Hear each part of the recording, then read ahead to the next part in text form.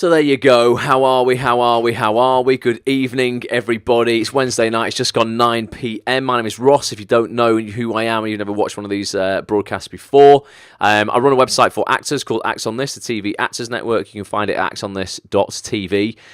Very straightforward. I basically interview famous actors, casting directors, writers, producers, and more. This microphone won't stay up tonight. There you go. Stay. No, it's not, is it? Oh, it's the last thing I need. Droopy mic. There you go. So yeah, check it out. If you're an actor, get yourself over to the site, sign up. I've got some great content coming as well. Literally spent the whole day booking in and getting in touch with new actors and casting directors to get on the site. Got some really, really cool people coming up all the way throughout November, into December, the new year and beyond. So it's Wednesday night. I do a book club on a Wednesday night, guys. This month we've been looking at my main man, Lewis Howes' brand new book that actually only came out yesterday. It's called The Mask of Masculinity. But if you're a woman, don't worry. This still applies to you as well. Ultimately, this is about the masks that we wear as human beings when, in life, when we're not acting. So loads of actors on here, you get paid to wear a mask on a stage or as a character on screen. But you will wear masks when you're not acting, and maybe you're not aware of them. You've never really looked at them before. There's 9 masks that Lewis mentions in this book. We've looked at a couple so far. I'm going to look at one tonight that I think everybody can fall foul of, particularly on social media, and that's the material mask. Instagram's a killer for the material mask. You must have seen it, people literally, I'll take a photograph of myself, just conveniently leaning out of the way so you can see the first class sign behind my head on a train. That does my head in when I see people doing that. Or, here I am in my first class seat on the aeroplane. I'm enjoying myself so much, I've got time to take a selfie at a perfect angle so you can see how much fun I'm having in my big seat with my glass of champagne. That's a material mask. But equally, there's it manifests itself in lots and lots and lots of other ways as well. And we're going to look at why that happens in this book as well tonight, and what we can do if we drop that mask, what it opens up to us if we drop that mask, just rip it off our face, forget about it, be more open, be more vulnerable, and actually just how much more beneficial that is in being authentic, true to ourselves, and ultimately happier, just not chasing and striving to be seen as something that we're not just because it makes us feel significant. So I would massively appreciate, before we start, if anyone wants to give this a little retweet, if you're watching on Twitter or on Periscope, give it a retweet, share it. If you're on Facebook, share it. I mean, this is something that, whether you're an actor or not, you're going to relate to. Who's seen people like that? Who's got people in their life who's one of those? Who thank you for retweeting, Fanny. Who is one of those material people? It's like they're only happy when they're showing you, I don't know, a picture of their watch or their car on social media, or how much money they want to either pretend or project to have. You see people like entrepreneurs on Instagram and stuff, literally just throwing money down on a bed that they've clearly just got as a loan from their mum and dad or something, and they've thrown it all on the bed. They go, "Yay, wait, there's like $2,000 on the bed, $5,000, $10,000, $50,000 on the bed." And take a picture of it, and then they're going to just pay it back in the bank, or just go and pay the credit card off that they borrowed it on. There's a few people like that. Vanny says, I know too many poor people, obviously, but Lucy says she sees it all the time. Tony says, I know several friends like this. They sadly usually don't have a lot of confidence. Well, this is where it all comes from. And Alanis Morissette says something in this book that resonated with me about this, that I think will describe your mates, Tony. You'll actually understand why they are doing this. So I'll start off. This chapter's quite a long one, but I don't want to read it all because it goes into a lot of depth on a lot of stuff. I've kind of tried to pick out little sections that I'll read, and then we'll talk about them. And there's a few quotes that I'll read out, and we'll talk about it, so you get a kind of gist. But it starts off, and it says, this is a quote by someone called Henry Ward Beecher. Now, apologies, I don't know who that is. Anyone in here, whilst we're here, wants to Wikipedia that, would be cool. I should have done my research, but I just didn't have the time before this. It says, a man's ledger does not tell what he is, as in bookkeeping, finances. A man's ledger does not tell what he is or what he is worth. Count what is in him, not what is on him, if you would know what he is worth, whether rich or poor. So it's about, not what you shroud yourself in, and on you. It's actually what is inside of you. It's that whole thing in it. It's what's on the inside that kind of counts. But there's a lot of people who ultimately get their significance and connection in life via wearing this mask of materialism, to just try and, like you said, Tony, try and kind of, I don't know, make up for a massive lack of self-respect, confidence, self-worth. I don't know. They're just chasing stuff to make up for something, which we're going to have a look at in this chapter. It starts off, I'm not going to read all of this first bit, but it starts off with Lewis talking about when he went to interview a very, very well-known online marketer, entrepreneur that I'm sure a lot of you on here will have heard of. I'm interested to know because a few years ago he spent literally hundreds of thousands of dollars, if not millions, on a YouTube video marketing campaign that put him in front of almost like half of the world. Like this video in particular, that was "Here I Am in My Garage" was what it started off on. This guy around these beautiful cars in his garage, and it went massively, massively viral. This guy's name is Ty Lopez, and I've got personal friends who are really friendly with Ty. Who's heard of him? Let me know if you've heard of Ty. This guy is someone who very, very much typically fits this mask of the material mask. Not to say that he's not a great guy and he's not got a lot to offer, but he definitely hides behind this mask a lot of the time. And actually, I think he would have more impact if he didn't. Fanny's talking about people like that having a small something, making up for it with a big car. And yes, I know of Ty. She says, yep, his YouTube ads always pop up for me, says Tony. That's because you're being retargeted, Tony, because you probably look at a lot of self-development stuff. It's very clever, YouTube, how you can go, right, if anybody's looked at such and such a page here, there, or everywhere, show them this ad, even if they're looking at a video that's nothing to do with the ad that you are shown. Very powerful YouTube advertising now as well. But it talks about when Lewis went to interview Ty, and it was one of probably the most guarded interviews I've ever heard Lewis conduct. Lewis normally gets to the bottom of people and gets them to open up and be vulnerable. No matter what he did and said to Ty, Ty would never, he just wouldn't show any vulnerability really at all. And he talked quite cryptically, and Lewis was like, listen, I feel like I'm kind of letting my audience down here because you're not giving them what my other guests would normally give them. So he says, look, I'm sitting in a multimillionaire's wingback chair in his 16-bedroom Beverly Hills mansion. By his own account, this man has lived an incredible life. His house is a long way from the double-wide trailer where he grew up, with a father in prison and a single mother who made $20,000 a year. It's a long way from 12-hour workdays on a farm or his first apartment in Los Angeles, which was just 250 square feet. It's hard to keep all the details straight as he's telling me them me, but his account has all the hallmarks of the classic rags to riches story. Looking back on his early years, he tells me that it's hard for him to imagine having ever met anyone who would have made more than $50,000 a year. He had a few people who looked out for him, a supportive grandmother, a stepfather who helped build him a basketball court and encouraged him to play. But eventually his mother's second marriage grew rocky, then fell apart, and he was back in a broken home. He lived near the projects, so he saw kids join gangs, and he could have easily gone that way himself. Christmas was not a happy time, but a reminder of just how little he and his family had. He wasn't able to finish college, it was too expensive. He ended up moving back home with his mother with just $47 in his bank account. And he goes on to tell more about Ty's life. And you hear of this guy who literally came from nothing. So everything Ty does have now is, to the most part, absolutely deserved because he's worked his ass off for it. But I think he could use what he's earned and achieved kind of just in a better way. So it says, like, the questions in the book in the first part, it's like, does having money make him feel more of a man? And I think, and the men on here, shout up if you think this is wrong, but I think as guys, there is pressure on us to be the providers, isn't there? For the ladies, or be the man who brings home the bacon, as we kind of coin it.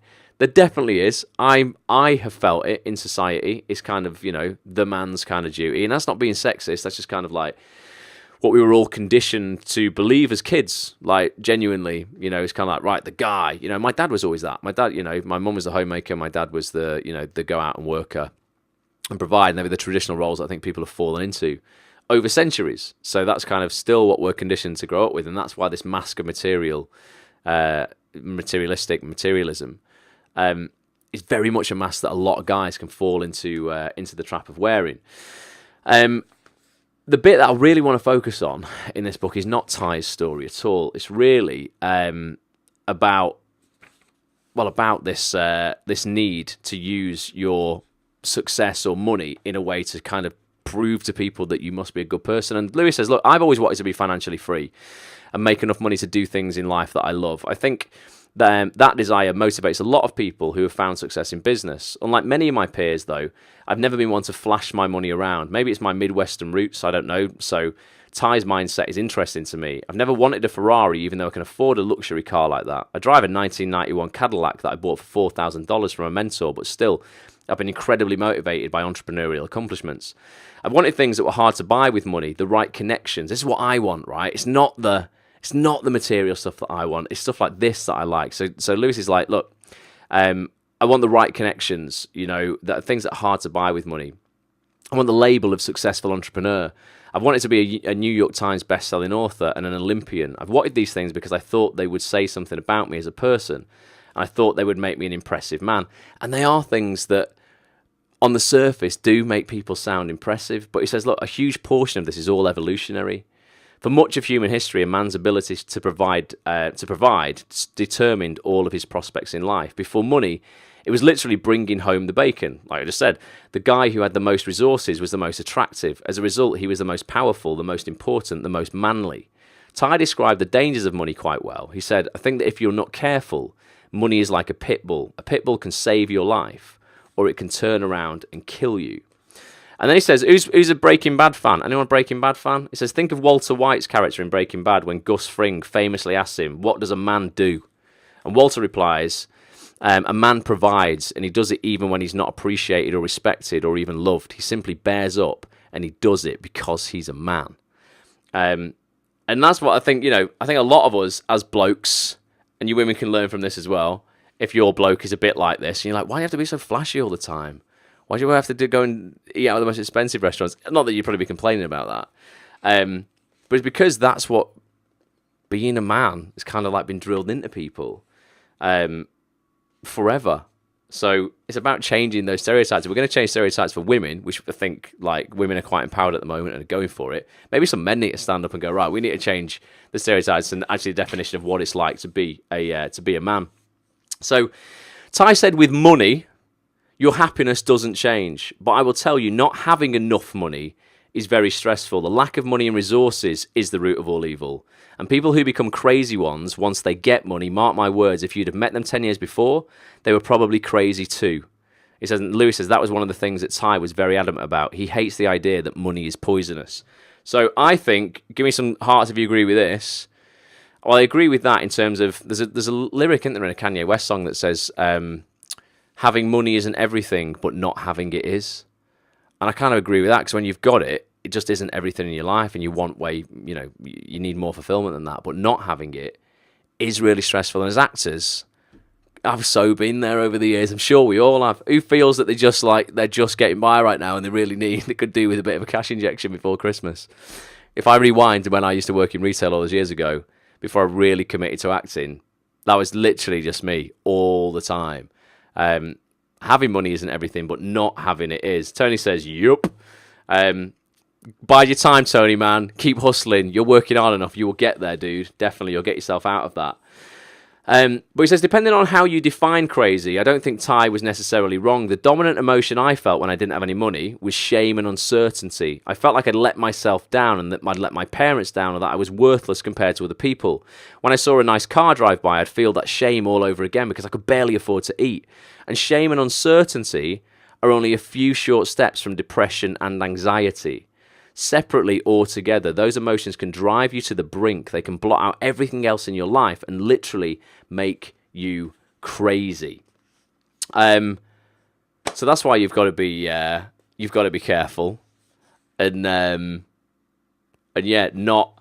Who feels that when they see another actor getting a job and they're like, suddenly they just feel like worthless on that level? It's like everyone seems to be working but me. That's almost the same kind of feeling as seeing people with money and not having it. And it was really hard for me because as actors, when you graduate, I graduated from drama school, and I mean that was university effectively. All my mates who had done not real drama degrees, had done real degrees, not drama degrees.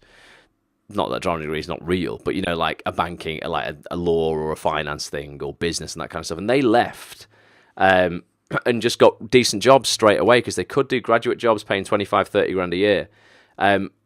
Me having to leave uni and go, right, and I'm still going for my acting dreams, and then having to go back into a minimum wage job that I'd been in before I even started that course.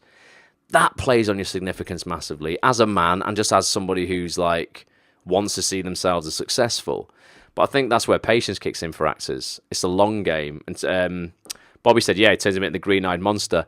It is hard, isn't it, this industry when you're first starting off? It's almost like you need to just accept that you're always going to be, initially financially, maybe 10 years behind your friends, unless you're very lucky and you're pulled out of drama school and given a great job, which I've seen happen to 2 people, actually, from my drama school. Were given great jobs straight away.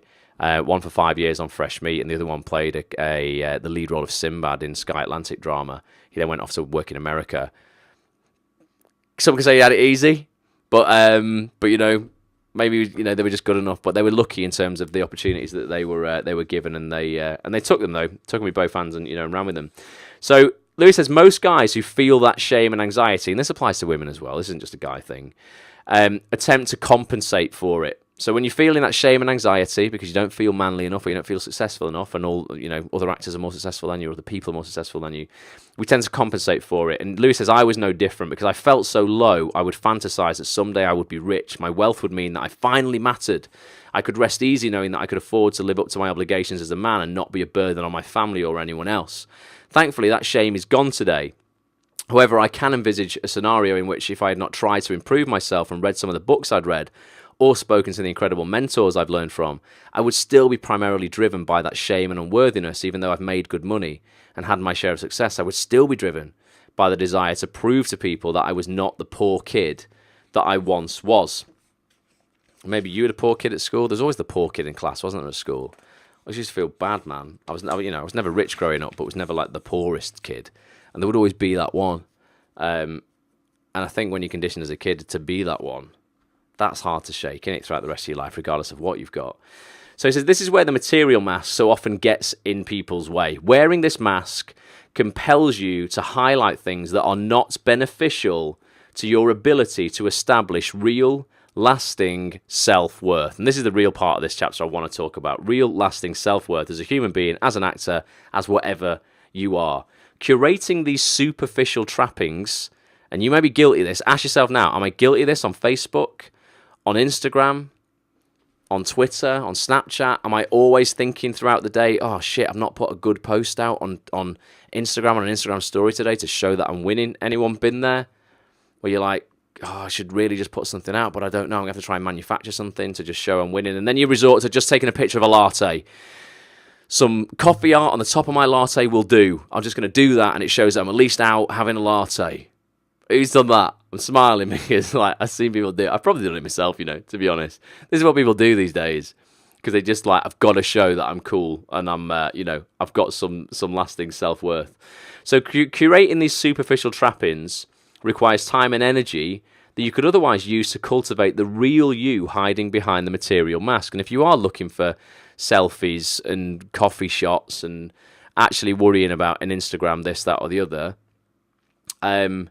you could be putting that energy and that time actually into making something that was way more kind of sustainable. I do think social media is very important if you're putting out good content, but don't be grasping at straws thinking, shit, I just need to post anything to make myself feel better about myself, get a few likes.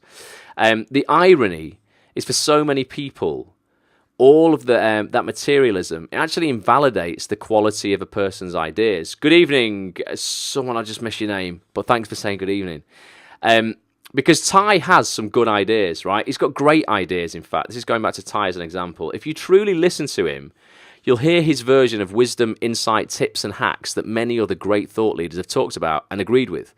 He's talked about the very same subjects that Lewis covers in the School of Greatness book. Great book, got it on the bookshelf behind me. And Lewis says he agrees with many of his theories. But here's the thing, to listen to Ty is to watch his YouTube videos, and to listen to his insight is to watch him dispense it from the captain's chair of a private jet, surrounded by models in bandage dresses, or from backstage at a concert, or poolside at a private villa, or in his giant Beverly Hills mansion. This extra bit of detail is like theatre or a costume. And without it, it's almost like he thinks his ideas will have less value. Or worse, they won't matter. It's like the material wealth is proof that his ideas are good, and thus he is good, even though both are obviously good on their own merits. The irony is, for so many people, all that materialism invalidates the quality of a person's ideas. There's nothing Ty can do to get those people to hear him, which just drives him further behind the material mask. It's like someone trying to convince you that they care about you by screaming, "I love you," louder and louder right in your face at the top of their lungs with the veins bulging out of their neck. You don't hear the words. You only see the vulgar display. And that's where I think so many people, and what I'm trying to do on my vlog, is to show a more vulnerable side of myself and an imperfect side. And Tony on here says, Tony does some great broadcasts and some live stuff. And what's your hashtag, Tony? Don't you have a hashtag that's not perfect or something? I'm sure I've seen you use that a lot.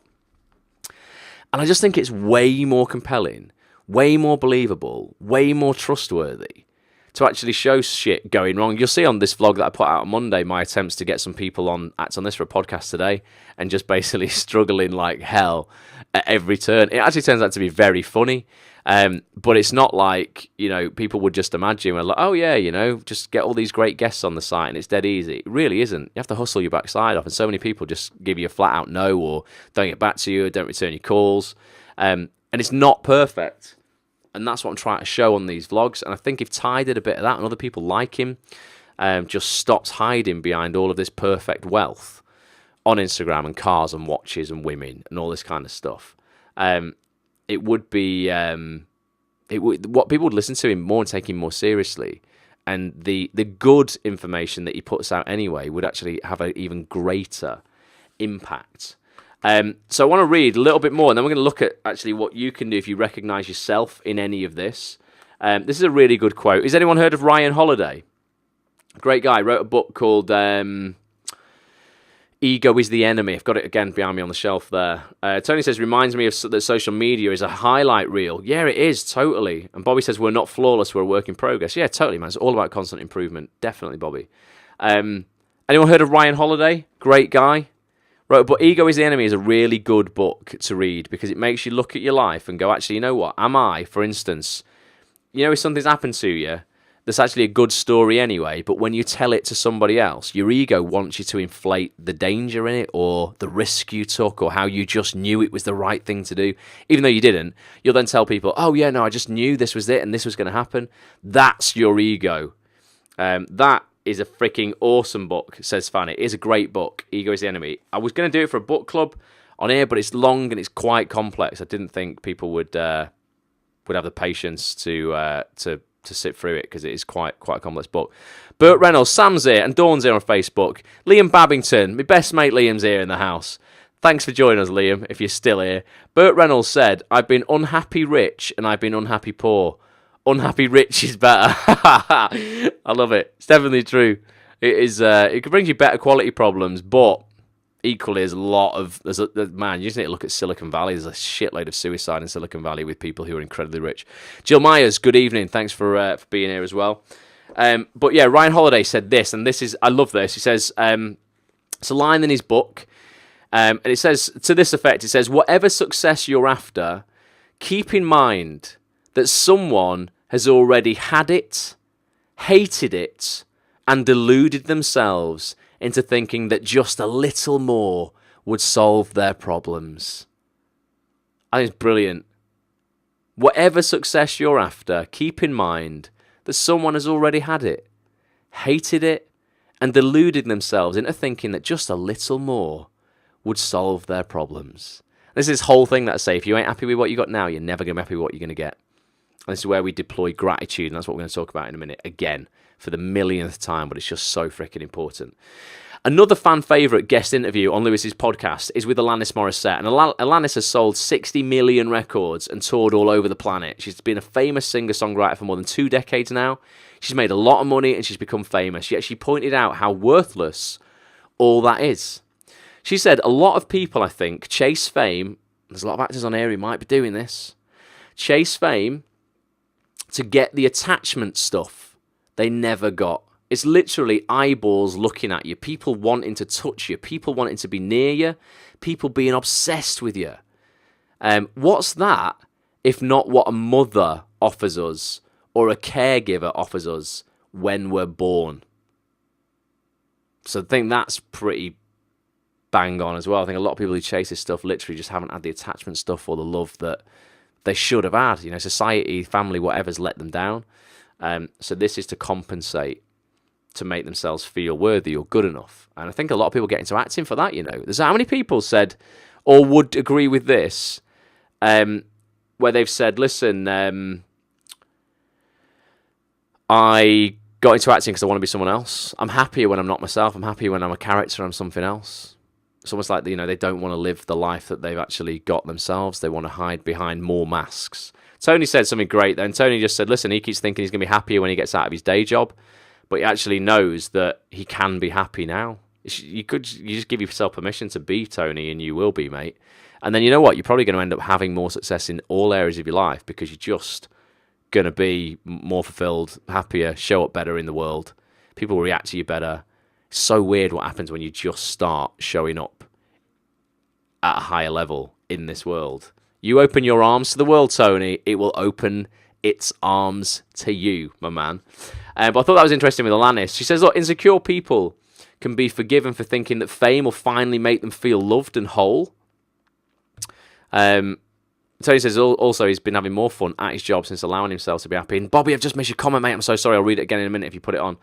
Insecure people can be forgiven for thinking that fame will finally make them feel loved and whole. I think one of the big reasons why men specifically chase money and fame is because they were turned away earlier from those feelings of acceptance and attachment, and they found some security in this myth that being rich, that having Ty's house, will finally make them feel like men. I agree. I like having nice things myself, says Lewis. And there's nothing wrong with wanting them or having them, but they're not things that leave me fulfilled inside at the end of the day, and they don't solve all of my problems once I have them. The money and the cars, Alanis said to me, is to what end? What does this actually provide you personally in your soul, in your heart? And I think that's when it gets a little dangerous, chasing attention, whether it's relevance or fame or whatever it is. So many men find themselves doing this today, just as they have for thousands of years. If I make this money, I'll be important. If I make this money, my parents will respect me. If I make this money, I can get a pretty wife. If I make this money, it makes me a real man. Is that really what success is supposed to be? Fraught with all this anxiety? Is happiness supposed to be the carrot, spread onto two lines, that word. Is happiness supposed to be the carrot in front of the donkey, always in our sights, but always out of reach? There's a line from Albert Einstein. This is good. Try not to become a man of success, but rather try to become a man of value. Give me some hearts if you like that. Try not to become a man of success or woman of success, but try to become a man or woman of value. I think that just resonates massively in business, that, you know, you can't have a successful business unless you focus on value first. That's absolutely, you know, totally what I try and focus on, and I think it works. This advice is similar to something else Alanis expressed to me.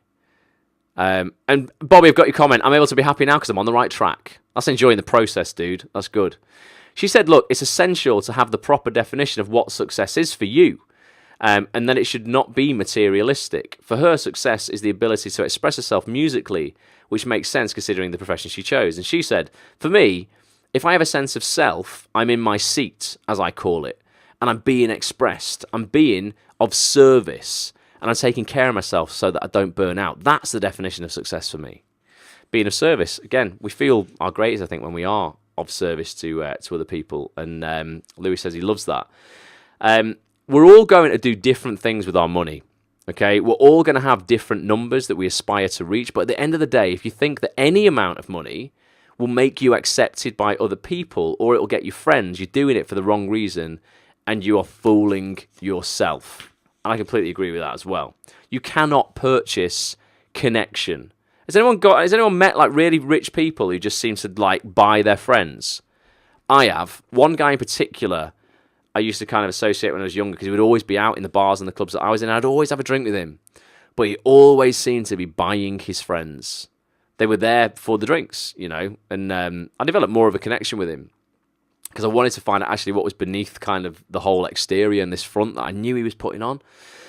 And behind it was a guy who was just pretty, you know, insecure and broken in many ways. But Lewis says here, you can't purchase connection. You just can't. And your net worth will never create self-worth, no matter how much the two might seem to be related.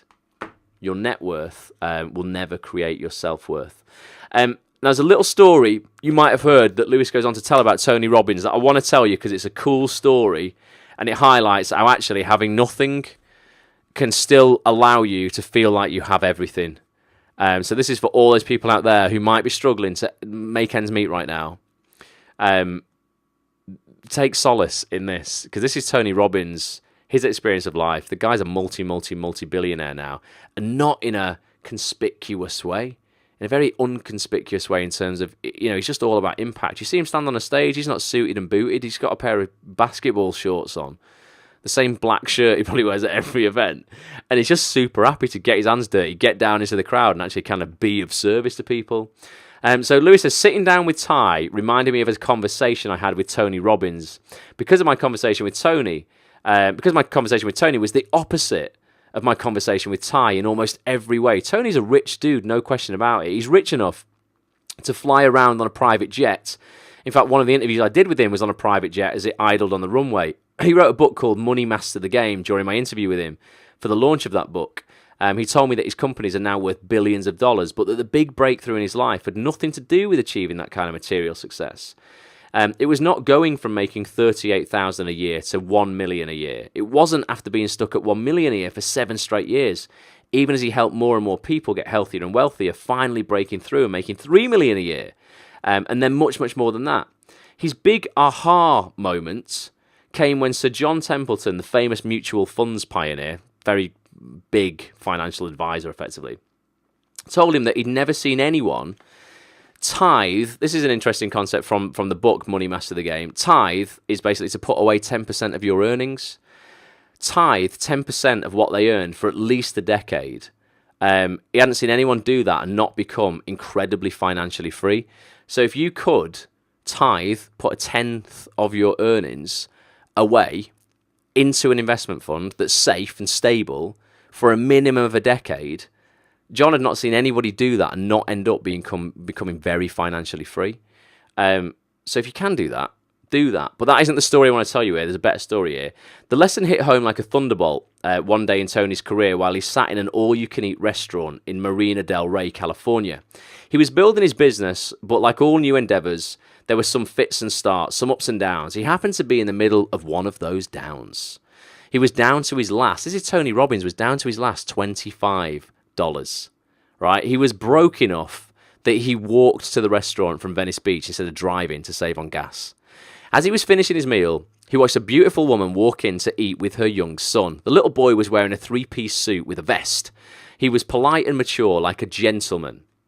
He pulled the chair out for his mother to sit, and Tony was struck by the love and care that this little boy had for his mum. And so after Tony paid for his meal, he walked up and introduced himself. As Tony was telling me this story decades later, I could see the emotion he felt. Tony's a big guy, and yet he was tearing up in front of me about this memory. I said, "Hi." I think he said his name was Ronnie. I said, "Ronnie, you're a class act. I saw you open the door for your lady. I saw you hold out the chair for your lady." He goes. And then the kid says, "Look, she's my mum." And then Tony says, "Well, that's even more classy." Tony commended him for taking his mum out to lunch. The kid looks at him with a serious face, the way young kids do who haven't learned how to joke around yet. And he said, "Look, I'm not really taking her to lunch. I'm just 11 and I don't have a job." And without even thinking about it, bless him, Tony gave the kid all the money in his pocket, basically all he had left in the world, so he could take his mother out to lunch. And then he walked out of the restaurant and went on with his life. I mean, that's pretty cool, isn't it? He gave this little boy whatever was left out of that $25 after Tony had eaten to pay for his mum for lunch. To go, look, take your mum out. Think about that. Tony had no money, no way to pay his rent, and he was going to have to consider going hungry for his next several meals. Yet he was euphoric. He told me he basically flew home. He felt so proud of himself. Now, this is interesting. The next day, he checked his mail and found a letter from a guy who he'd been hounding about a business transaction for months, who hadn't returned his calls. In the letter was a check for $1,000 plus interest and an apology. Tony began to cry. How could something like that happen? Were the two events related? He told me he decided that they were. And this is what he said. I don't know if it's true, but I decided that day that this happened because I did the right thing. Because I didn't have a plan. It wasn't a strategy. I always felt this little soul beside me. I knew what was right and I did it. I didn't do it because I thought I could or I couldn't. I didn't think about it. And that's the day I became a wealthy man, because I still didn't have any money, but scarcity left my body. I've had plenty of ups and downs since that time, but I never went back to that fearful mindset of, oh my God, how is it going to happen? And there'll be a lot of people on here now, and you don't have a lot of money, and Tony, you might be doing your temp jobs and all that kind of stuff, and you're like, God, I just want to be an actor, and I really want to earn some decent money out of it, and I know I can, but oh my God, how is it going to happen? It's kind of none of your business. If you just show up every day and do the right thing, the likelihood is it's going to happen. To me, what Tony's describing in life is life after the material mask has been removed. He's painting a picture of what it feels like as a man to live beyond scarcity, to live free, to value yourself, your work, your ideas, independent of how others may see them or how much money you may have. As I thought about this idea and I reflected on it, the moment I first encountered it. It struck me that Tony was telling me this story of deep humility from a captain's chair in his private jet. In this respect, it was not unlike any number of Ty's videos. I understood that both men probably fly private jets because of convenience. But when Ty does it, it seems more like a status indicator. At least that's what it feels like. I don't actually know. It's simply the perception each man has created around himself by the choices he has made throughout his adult life. And I think that's exactly the point. When Tony talks, you hear his story and his ideas.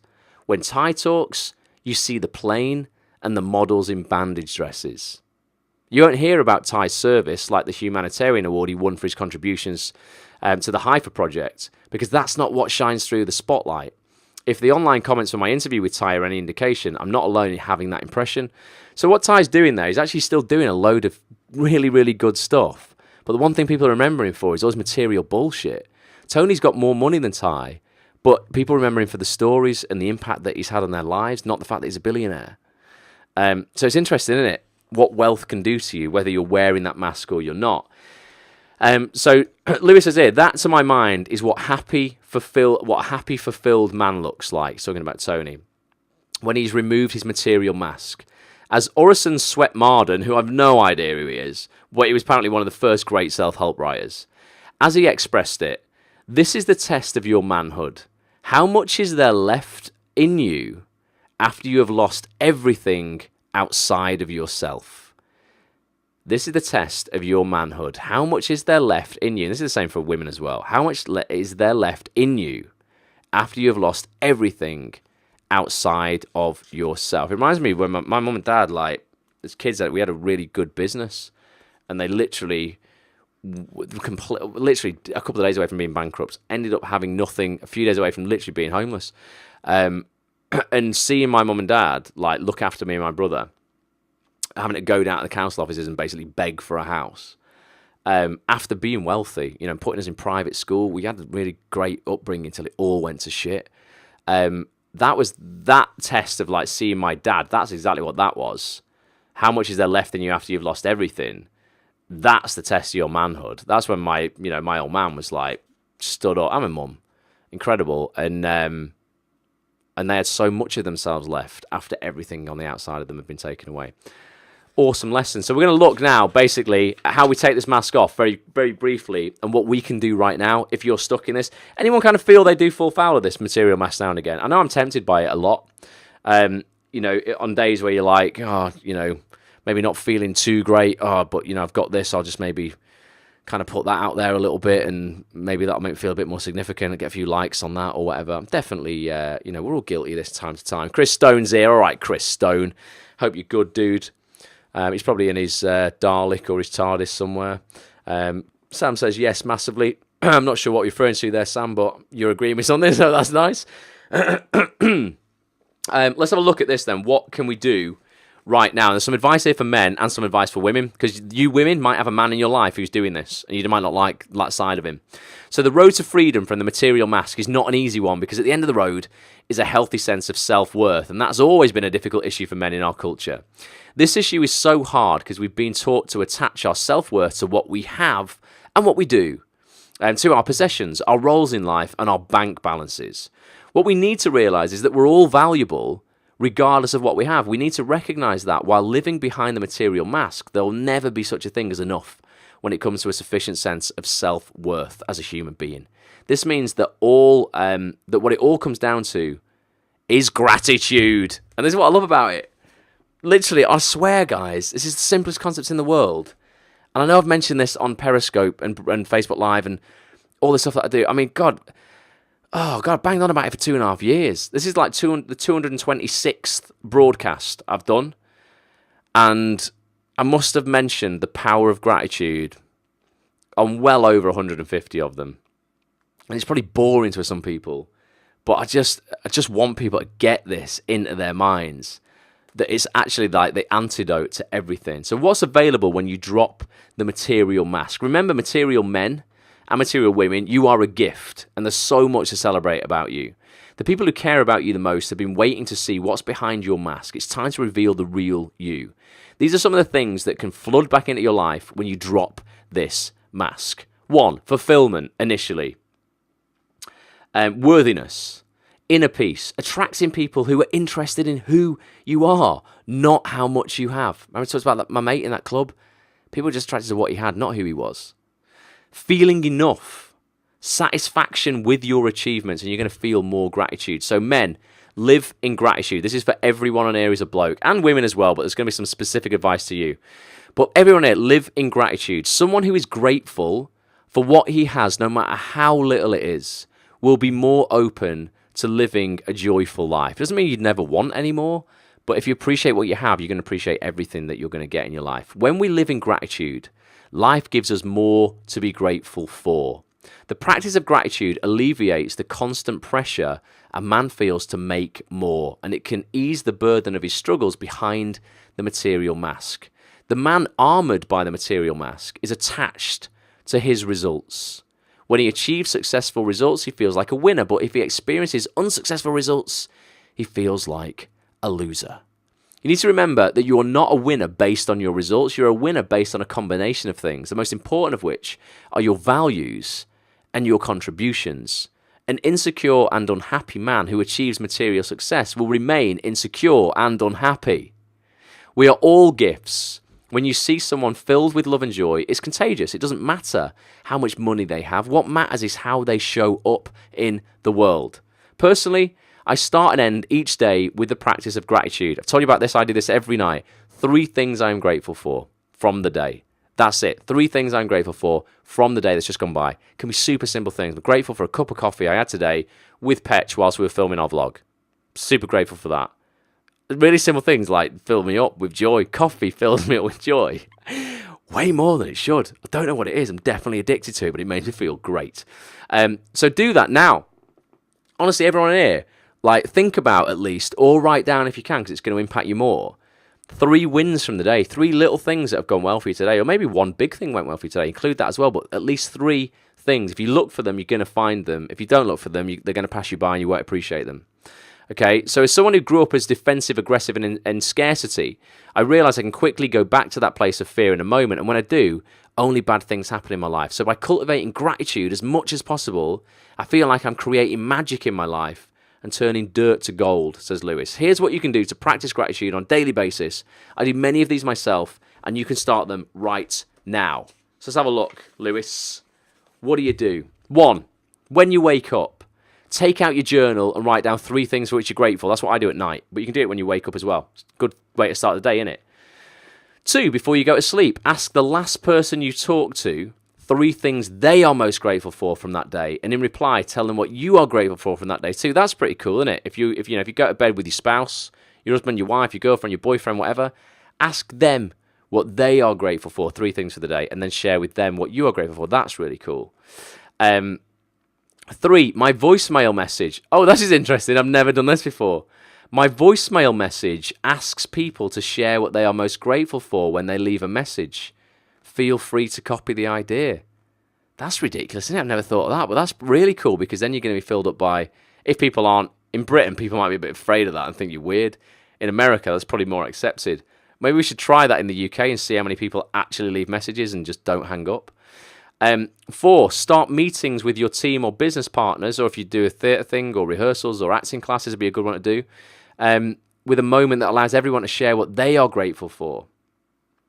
And then 5, acknowledge people daily with a few words that express what you're grateful for about them. So this is a good one that I've done from time to time. I'll send someone a morning text, just randomly in my phone book. I'll choose someone and go, listen, just wanted to reach out. This might seem a little bit weird, but these are things I'm grateful for. I did that on a live broadcast not long ago. Remember, I sent Mark Dharma a message. I got an awesome voice message back from him. But I did that live. You guys should definitely do that. And then this is for the women, all right, in particular. The next time the man in your life shows his material mask, lean in, all right, to help him stop hiding behind this mask. It's important to highlight the intangible, priceless characteristics he possesses that are so important, or more important to you, than the material shit. It doesn't say shit, it just says the material. One of the ways you can do this is by acknowledging the things you are most grateful for about the man in your life. Okay, you can note personal traits like a sense of humor, kindness, empathy, selflessness, and presence. All those things you can't put a dollar value on. You just can't. The journey to positive self-worth is a long one, so letting him know how valuable he is in non-material ways will truly help your man to give up his reliance on the material mask as you walk with him along this path.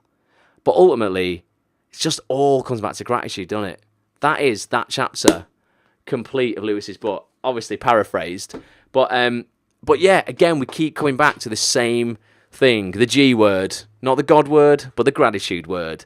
Who's gonna do these things, or can someone give me some things right now that they're grateful for? 3 things. Who's brave enough to tell me 3 things they're grateful for in your life? 1, I'd say I'm grateful. I could just do dead simple things. Massively grateful for this, and you guys showing up and giving me your presence. Not just your time, but your presence, because you are communicating with me.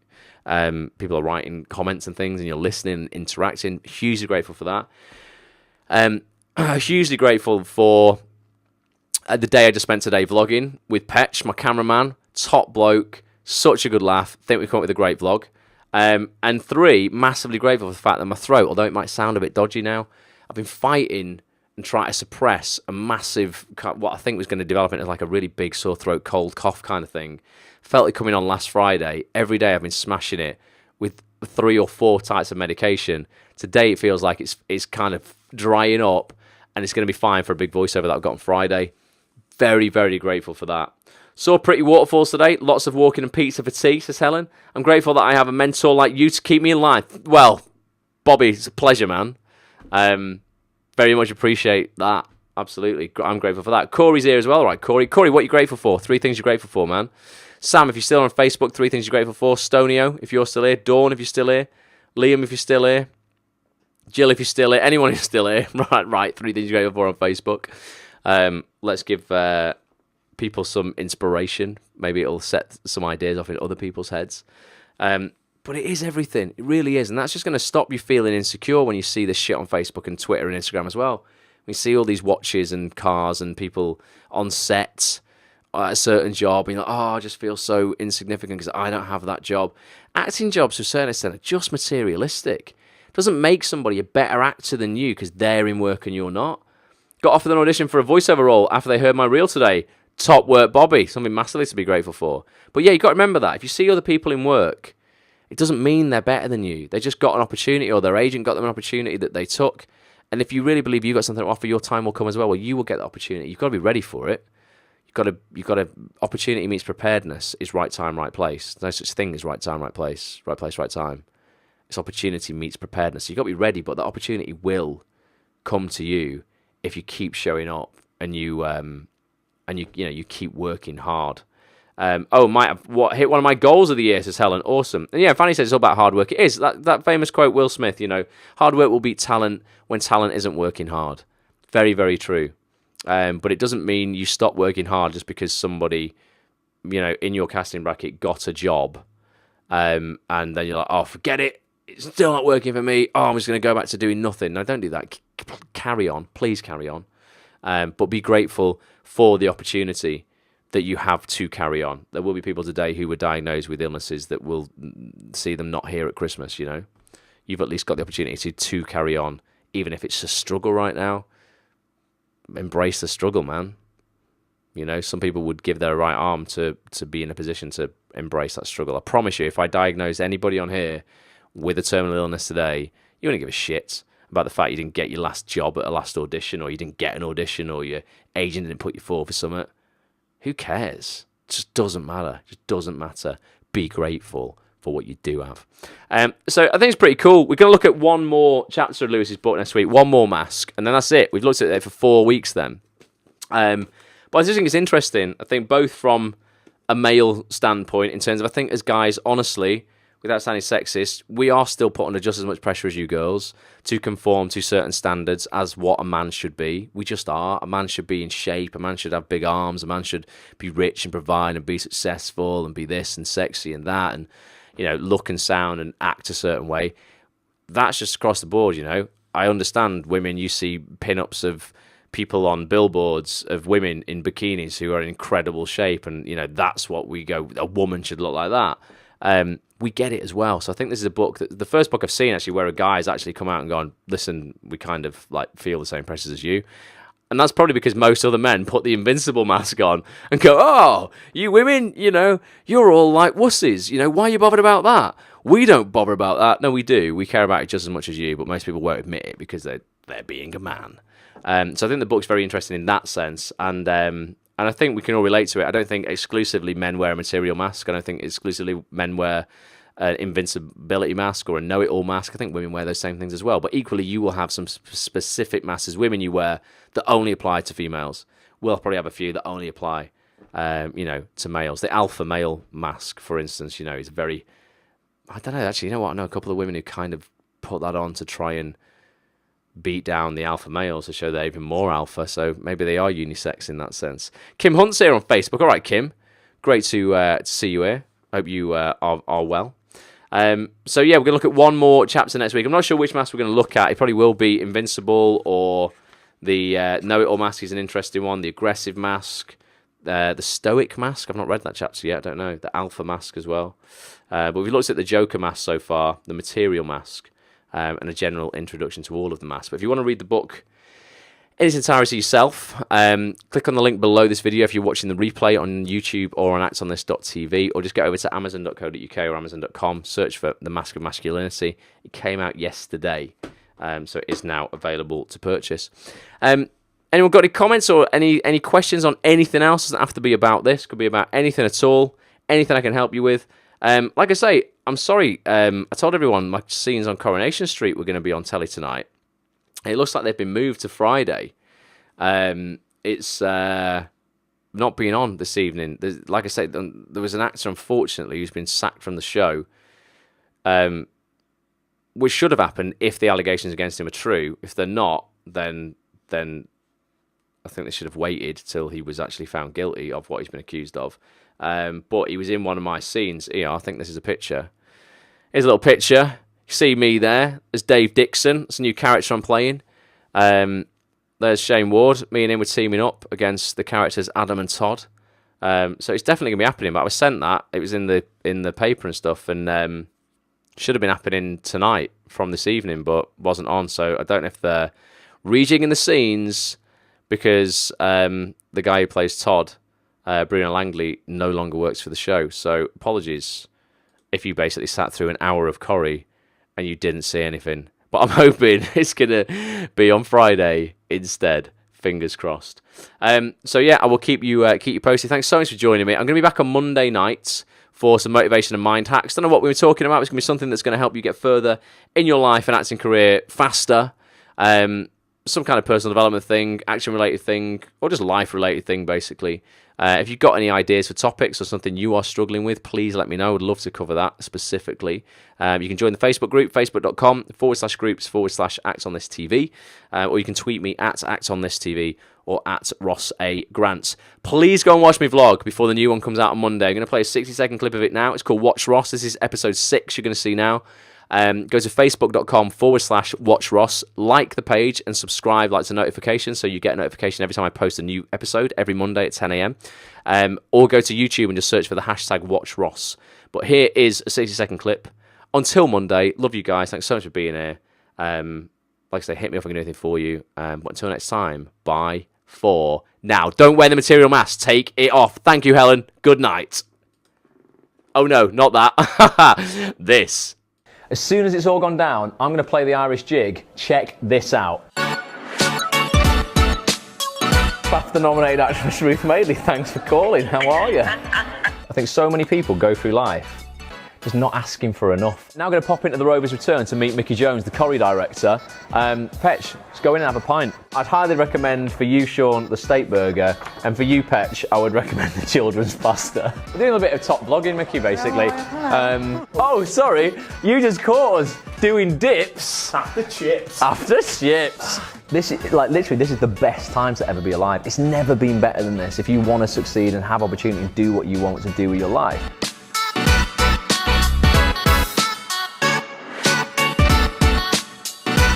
Cheers, Petch. Petch.